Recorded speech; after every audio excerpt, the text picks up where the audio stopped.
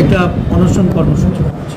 এটা আমরা আগেও বলেছি যে আমাদের দল বিশ্বাস করে উপজাতিদের এই রাজ্যে তাদের অধিকার, তাদের ক্ষমতায়ন, তাদের উন্নতি, এই সব কিছুর পেছনে কংগ্রেস দল যে গুরুত্বপূর্ণ ভূমিকা নিয়েছে, এই ভূমিকা পালনে আমরা অত্যন্ত এই রাজ্যের আদিবাসী মানুষের কাছে আমাদের যে আগ্রহ, এই আগ্রহটাই আমরা বারংবার তুলে ধরছি।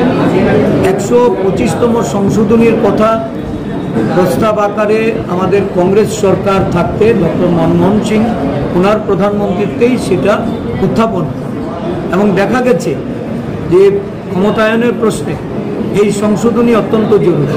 কিন্তু 10 বছর ক্ষমতায় থেকেও বিভিন্ন নির্বাচনে প্রতিশ্রুতি রেখেছে, তাদের যে ইস্তেহারের মাধ্যমেও প্রকাশ পেয়েছে, কিন্তু এই রাজ্যে না রাজ্য সরকার না কেন্দ্রীয় সরকার ভূমিপুত্রদের উন্নয়নে কোনো ভূমিকা নেই, তাদের ক্ষমতায়নের জন্য কোনো অধিকার প্রদান করার ক্ষেত্রে কোনো উদ্যোগ নেই।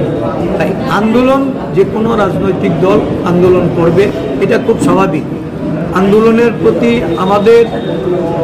আমরা মনে করি যে এই আন্দোলন এটা ভূমিপুত্রদের তাদের অর্থনৈতিক বিকাশ, তাদের সামাজিক বিকাশ এবং তাদের সর্বোপরি পরিকাঠামো উন্নয়নের কথা মাথায় রেখে হচ্ছে।